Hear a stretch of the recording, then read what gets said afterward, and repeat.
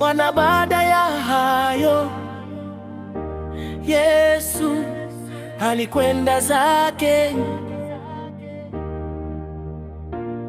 ng'ambo ya bahari ya Galilaya, nayo ndiyo ya Tiberia. Na mkutano mkuu akamfuata, kwa sababu waliziona ishara alizowafanyia wagonjwa.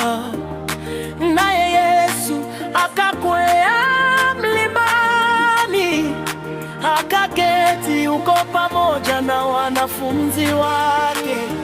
Naye Yesu akakwea mlimani, akaketi huko pamoja na wanafunzi wake.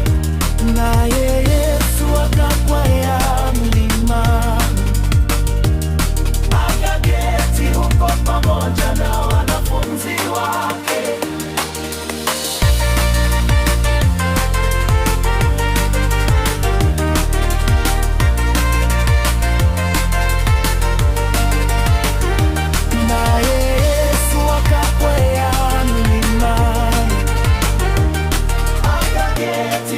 Pamoja na wanafunzi wake.